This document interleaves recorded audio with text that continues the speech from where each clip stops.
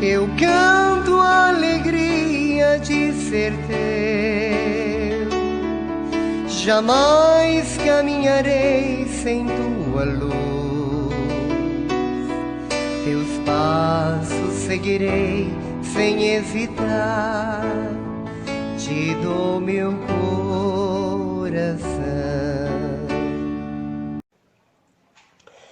Nós estamos reunidos e reunidos em nome deste Deus fantástico, maravilhoso. Esse Deus que já disse tantas vezes, esse Deus que não cabe absolutamente em nada daquilo que o homem pensa, daquilo que ele criou, mas ele está muito além, muito acima do universo, da extensão do universo sem fronteira. Ele está muito além, porque ele não tem medida, ele não tem profundidade, não tem largura, não tem altura.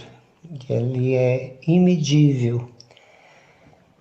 E interessante que apesar de Deus ser tudo isso, ser esse Deus extenso em misericórdia, onde a sua misericórdia é tão vasta que ele nos surpreende quando lemos um texto que Jesus fala e nos propõe uma conversão através do Filho Pródigo, a extensão do amor deste Deus. Quando a gente fica pensando nas pessoas que vão ao encontro, que passam por um problema de enfermidade, ou vê alguém sofrendo na família, uma aproximação da morte, muda radicalmente suas vidas dentro dessas realidades. E quando eu me lembro de que eu entrei na igreja completamente coberto de sujeira, de vermes, de chiqueiro, do mundo completamente cheio de pecado, 37 anos praticamente depois da primeira comunhão e até os 10 anos, 27 anos distante da Eucaristia, distante da confissão, do sacramento, distante de Deus, no chiqueiro.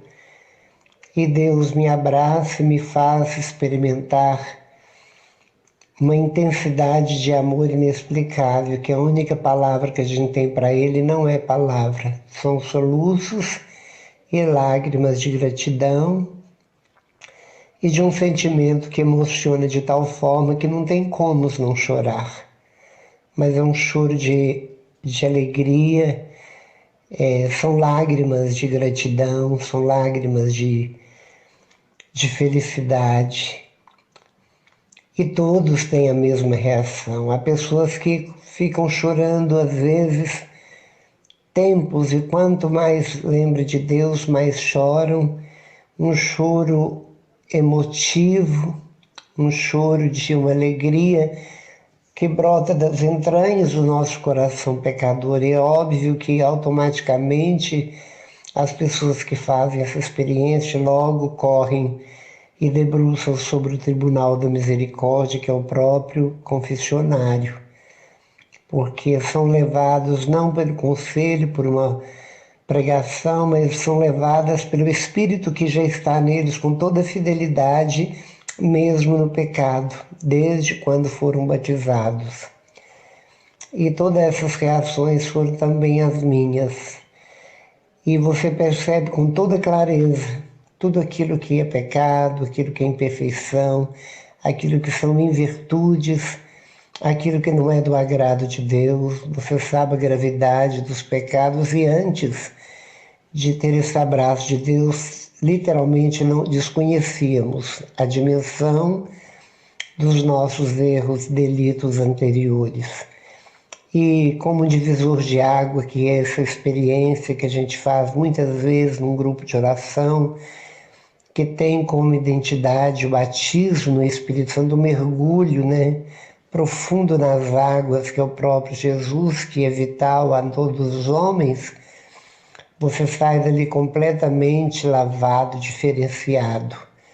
Dentro dessas águas fica toda a sua sujeira, todo o seu histórico passado, e você sai da água renovado, hidratado, completamente saudável, com pensamentos renovados. É um banho interno, interior, é um banho na alma, é uma limpeza debaixo do tapete, debaixo das máscaras que nós carregávamos no rosto, nos nossos gestos, nas nossas mentiras, porque muitas vezes a gente nem sabe por quê, mas a gente peca sabendo que estava pecando, que estava errando, que estava mentindo, mas para nós tudo era permitido. E depois que conhecemos a Deus, o temor a Deus, que é um dos dons do Espírito Santo, que nós recebemos pela graça do batismo, da graça do crisma, nós passamos a ter um temor de Deus também inexplicável. Medo de machucar Deus, medo de nos machucar e machucar outros. O nosso comportamento muda, todos percebem a mudança de um neoconvertido. E se nós não perseverarmos, se nós não continuarmos na atividade que nos levou aquele encontro com Jesus, simplesmente ficamos para trás, ficamos parados como numa encruzilhada, sem bússola, ou retornamos ao Egito, onde éramos escravos. Daí a necessidade da perseverança, daí a necessidade de continuar a caminhada, daí a necessidade de buscar com toda sede aquele que você descobriu e se apaixonou, porque ele leva toda a corte celestial a um canto de vitória. Todos os anjos e todos os santos cantam quando alguém despluga do mundo para plugar na graça de Deus, para caminhar aqui na terra, mas caminhar no caminho que nos leva ao topo do Calvário espiritual, onde ali deixamos nossas vestes antigas, onde nós deixamos tudo aquilo que diz respeito aos nossos apegos, tudo aquilo que diz respeito ao homem velho, à mulher velha, que existia em nós, e ali nós somos lavados pelo sangue de Jesus. É dali que é o degrau na cruz de Jesus, espiritual, no Calvário, que é o topo da nossa vida, é que nós galgamos a cruz para alcançar os patamares celestiais e ali entrar. É pela perseverança, ligada, entrelaçada com a fé, num amor incondicional a Deus, não como muitos que buscam a Deus como se Deus fosse nosso empregado. Nós nos tornamos muitas vezes senhores de Deus, e quando nós passamos aquele momento de embriaguez pelo Espírito Santo, nós começamos muitos se não julgarmos com veracidade, com responsabilidade, com sinceridade, quem é Deus e buscar conhecê-lo, nós erramos. Porque conhecer a Deus é pelos joelhos, é na oração, é na palavra de Deus, principalmente no núcleo, no centro da Bíblia, que são os evangelhos, é exatamente nas cartas corretivas de Paulo, é naquilo que Jesus falou, é fixar naquilo que o catecismo da igreja nos fala, é através dos joelhos de Nossa Senhora pelo rosário, é nos momentos de adoração, é nos momentos que nós comungamos, e quanto mais comungamos Jesus, mais nos pareceremos com Ele. Assim como os animais que vivem na floresta, existe a forma de eles se camuflarem tão bem e todos se parecem e se misturam com o próprio ambiente que vivem, exatamente para camuflarem, para não ser vistos e ser visíveis. E nós precisamos de desvendar, conhecer Deus e buscá-lo com toda sede, para a gente saber que Deus não é um Deus que resolve nossos problemas, saber que Deus é justiça, mas a misericórdia suplanta essa justiça. É saber que Deus é invisível, mas plenamente real. É passar a conhecê-lo de tal forma que vamos perceber nos acontecimentos Deus nos falando, não Deus nos manipulando, mas para aquele que entrega-se a Deus, abandona em Deus, Deus vai falando nos acontecimentos e nós vamos sentindo no coração que atitude tomar, que caminho tomar, que palavras dizer e por aí afora. E quanto mais nós conhecemos a Deus, nesse contato sincero, permanente, ininterrupto, constante, nesse temor, nesse amor, na vida de oração, nesse contato constante, não deixando de expurgar a tomada, porque assim como a energia vem pelos fios, e quando nós ligamos a tomada, a energia passa para o objeto que nós queremos, ou um ventilador, um secador, ou um televisor, uma geladeira, algo de eletrodoméstico. Da mesma forma, nós somos esses objetos que, se desligarmos da energia do Espírito Santo de Deus, nós simplesmente perdemos toda a energia. A energia que nós recebemos, ela só pode vir de Deus. A energia física muitas pessoas têm, possuem, enquanto está no vigor de sua juventude, da idade. Mas existem velhos, pessoas frágeis, que não conseguem nem levantar da cama, que têm uma energia invejável, porque a cama se torna um altar. A pessoa que ali está deitada por longos anos, que são de Deus, elas não desplugam de Deus. É como se elas fossem uma oferenda,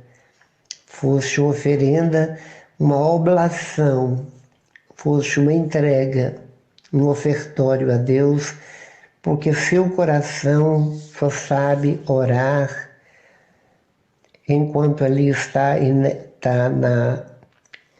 não na ociosidade, mas na impossibilidade de se deslocar para ir a uma missa, para ir a algum lugar onde a comunidade se reúne para tais eventos religiosos. Ela não vai, mas Deus vem até ela através do ministro da Eucaristia, Deus vem a ela nas suas orações, e é como eu vi minha mãe nos dias da morte dela. A mão trêmula, apalpando a cama, trêmula, e eu dizia, meu pai disse, o que sua mãe está querendo? Eu falei assim, ela está procurando o terço. E ela passou a vida inteira segurando um terço, rezando terços, e morreu buscando o terço. Buscando Nossa Senhora, é óbvio, né? E quando nós vamos conhecendo Deus, é claro que nós passamos por momentos de provas difíceis. São provas que Deus nos leva, como levou Abraão. Levou Abraão a viver aquela prova de sacrificar o Isaque. E Deus nos leva a inúmeras provas. Nós somos provados muitas vezes numa aridez, que muitas pessoas por ela passam. Muitas pessoas passam por um momento de deserto, onde parece que a nossa fé evapora, parece que uma preguiça, um desânimo chega quando é hora de participar de uma missa. Se ficarmos dentro dessa realidade e não olhar com muita fé, nós vamos perder o sentido da missa, que a rainha das orações já disse várias vezes. Nós não vamos ver e nem sentir alegria em rezar o texto, ele precisa ser rezado com alegria, e muitas vezes nós rezamos por obrigação, e é assim que deve ser. Devemos insistir mesmo que nós não sentimos nada, porque fé não é emoção, não é choro, não é lágrimas, não é sentir algo no peito, dentro de si, algo que esquenta, algo que esfria, algo que emociona, que motiva. Não, a fé é a atitude. É a atitude de perseverar, mesmo que tudo parece, mesmo que Deus parece ter evaporado, desaparecido. É aí que nós temos que mostrar a nossa perseverança e nossa fé. Parece que Deus se escondeu de nós, mas eu não me escondo de Deus. Eu sei que Ele está dentro de mim. Na realidade, meus sentimentos mudam, mas a minha fé, a fé é algo intrínseco. Não se perde a fé é algo que Deus nos dá. Nós trabalhamos a fé para que ela aumente. E nós vivemos momentos assim, e também depois passa essa tempestade de deserto, de um sentimento de solidão, e de repente Deus invade-nos novamente. Até digo isso muito, que às vezes parece que Deus brinca conosco de esconde. Mas Jesus fala, mas aqueles que perseverarem até o fim serão salvos. E muitas vezes Deus permite a nós graças que eu chamo de cortesias de Deus, às vezes grandes, às vezes pequenas, às vezes pequeninas. São exatamente um toque de Deus tão leve, tão pequeno, mas que nos leva a sentir Deus. A fé aumenta. É como se Deus dissesse para nós aqui, eu estou aqui, e de repente Ele some, mas Ele vem dar toques de cortesias para aquele que crê, como se quisesse dizer para nós, quando nós parecemos que vamos assim desistir, afastar, desacostumar, Deus vem e tudo requenta de novo. Com muitos isso acontece. Santa Teresa de Ávila foi uma das que nos revela no seu livro que por 3 anos ela ia para diante do sacrário e questionava e perguntava, Jesus, onde o Senhor está? E ele ali diante dela, mas ela não sentia-o, né? E assim muitos santos passaram pelos momentos de aridez. Muitos passaram. Eu confesso que eu nunca tive momentos assim de aridez prolongado, que eu não experimentei assim essa aridez, e muitas pessoas assim às vezes ficam incomodadas quando eu falo e quando eu partilho. Mas eu digo que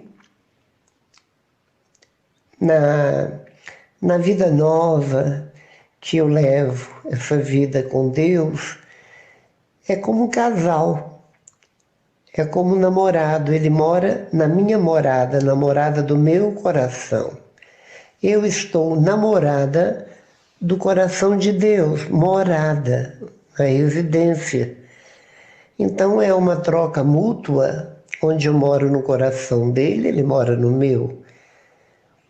E o casal, mesmo que eles não estão dialogando, mas a presença, às vezes um dormindo, outro chegando, a gente sabe que alguém vai chegar e quando a gente vai chegar em casa, sabe que alguém está ali, alguém que nós amamos, alguém que nos preenche, alguém que nos espera. Muito mais do que isso, nós sabemos que Deus não está me esperando lá, ou ali, ou lá, não, Ele está aqui. Ele está plugado dentro do coração. E a palavra fala que Deus é fiel e essa fidelidade se faz exatamente dessa forma intrínseca, onde Ele não nos abandona. Ele entristece, Ele parece que desaparece, mas Ele está ali. Ele está ali, Ele se mantém até o momento da nossa morte. Ele se mantém até o momento em que eu digo, se eu quiser, não quisero ele mais, ele entristece, nós contristamos o espírito, mas ele é fiel.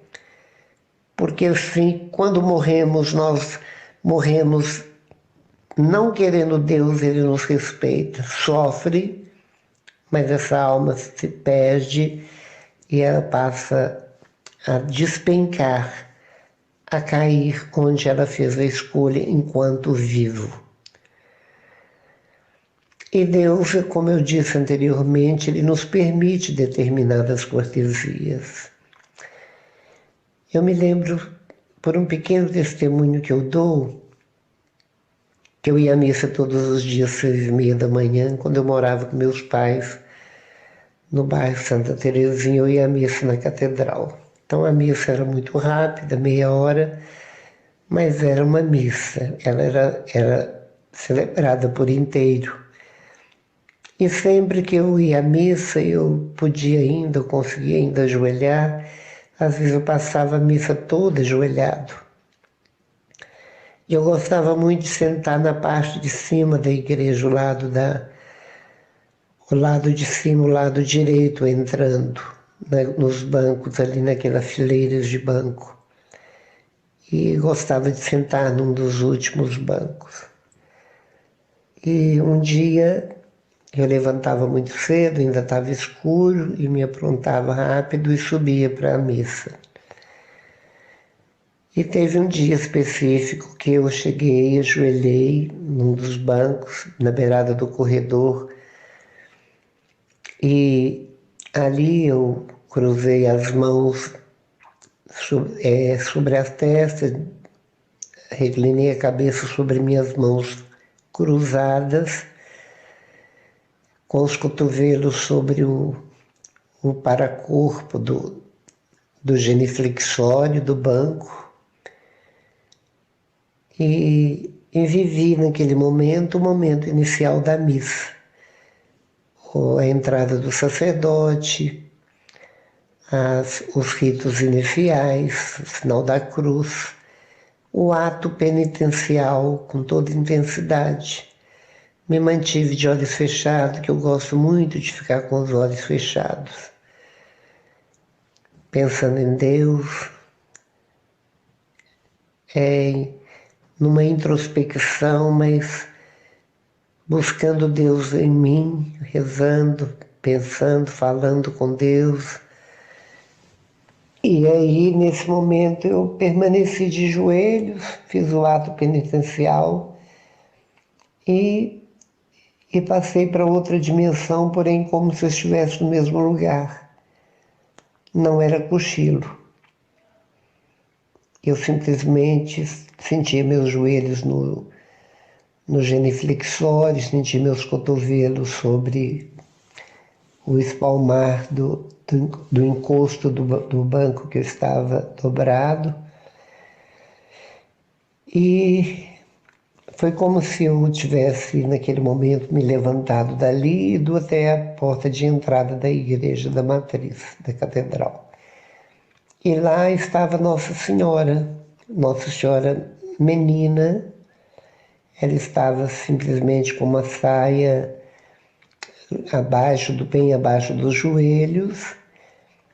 Ela estava com anágua, porque o vestido a saia era mais ou menos rodada, franzida, mas o tecido é que me impressionava.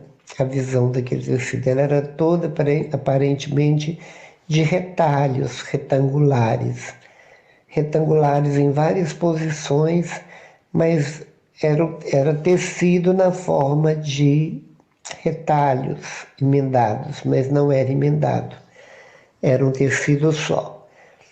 E todos os bordados eram todos azul piscina, um azul esverdeado, de flores, e o tecido me chamava a atenção, que era um tecido que não era de algodão, que ele não era de nenhum tecido terreno, era um tecido que brilhava, mas era um brilho meio ofuscado, discreto, como era de Nossa Senhora. E a blusa dela branca, uma blusa mais solta, de manga japonesa, manga fofada, manguinha fofada, e descia justa no braço até nos punhos, branquinha, de um tecido que era da cor do fundo da saia, que tinha as estampas de azul sobre o fundo branco. Ela calçava um sapatinho tipo boneca, baixinho, e uma meia branca que vinha até, e a saia cobria a meia. E o sapato era um sapato tipo sapato boneca, sapato de uma pessoa mais jovem, criança, e na cabeça tinha um tecido, tinha um paninho amarrado, como se montasse igual as pastorinhas, a Lúcia e a outra menina. Aquele tecido branco que dobra-se como se fosse uma fralda, a parte mais longa daquele triângulo vai na cabeça e amarra, passa por cima das orelhas e amarra na nuca. E a parte de cima, que é uma ponta, vem, cobre o nó e desce um pouco para baixo. Era assim que ela estava, sem maquiagem, mas na sua beleza de juventude.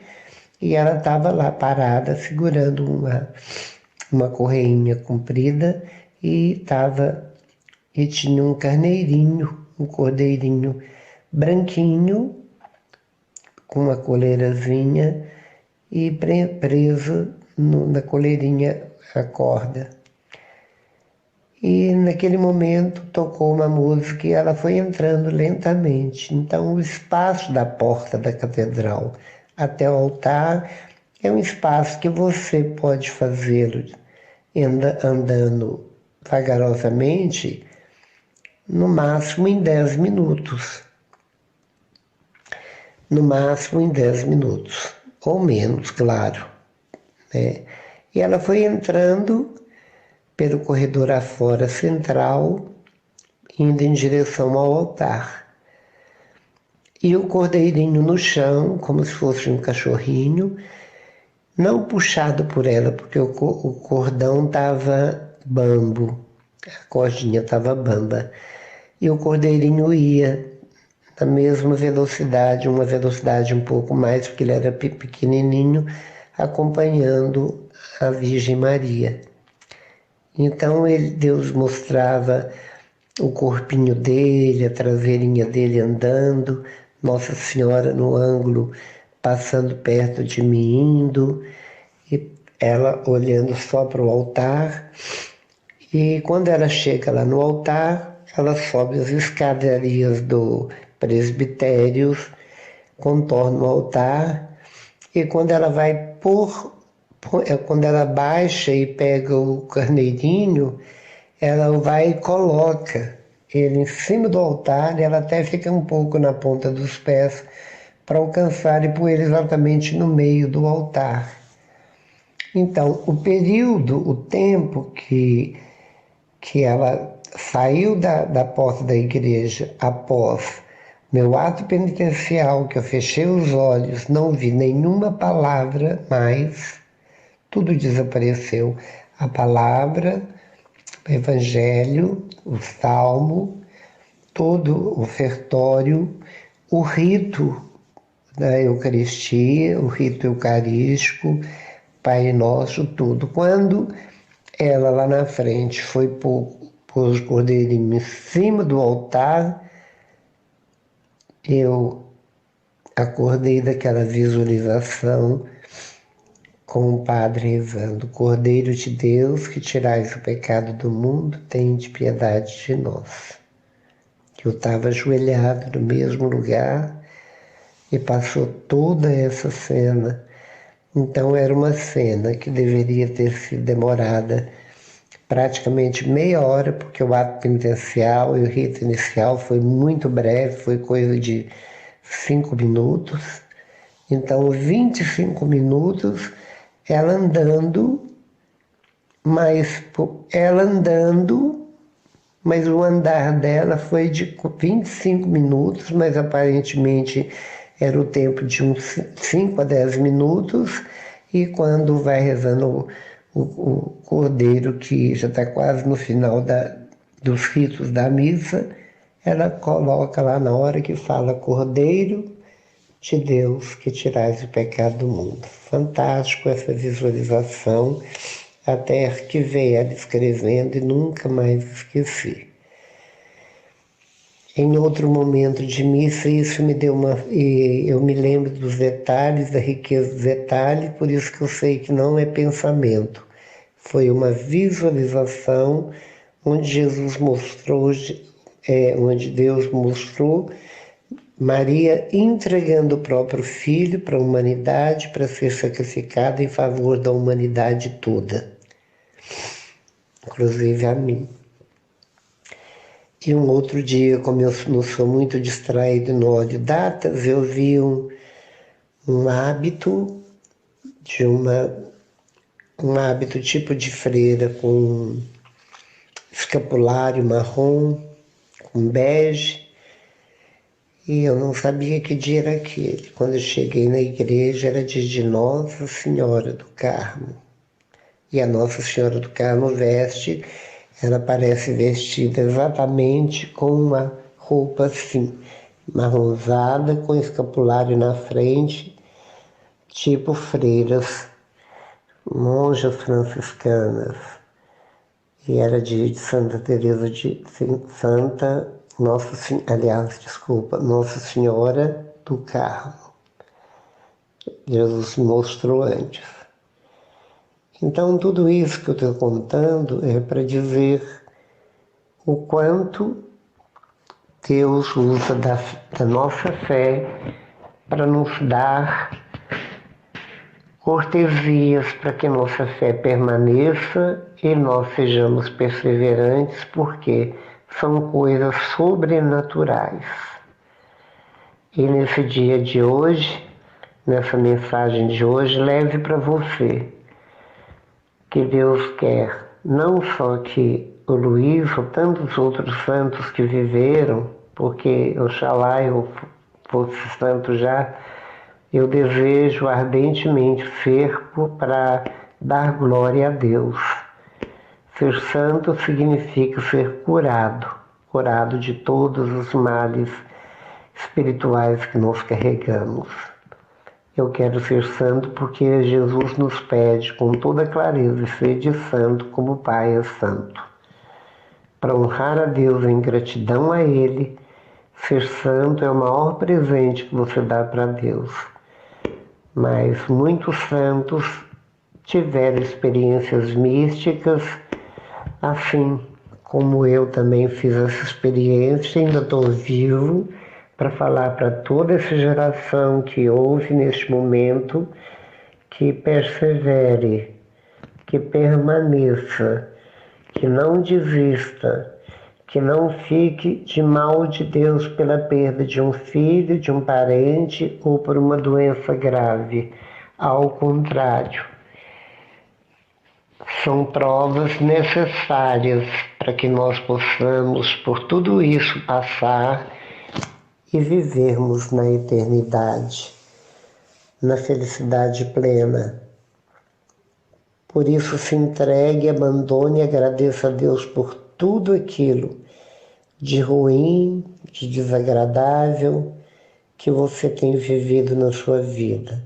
E acredito que atrás de tudo isso, de todos esses acontecimentos, virá momentos de paz, de alegria. E essas alternâncias é a própria metodologia de Deus para que nós tenhamos equilíbrio, sensibilidade, e assim de tudo percebermos que Deus permite exatamente para aqueles que são capazes de suportar os pesos e as dificuldades, nos santificar, nos quebrar e nos levar para o caminho da santidade. Amém. Tudo te entreguei, nada me restou, livre eu fiquei, só para te amar, meu Deus. Tudo me pediste, eu nada te neguei, e hoje sou feliz assim, tenho a ti, meu Deus.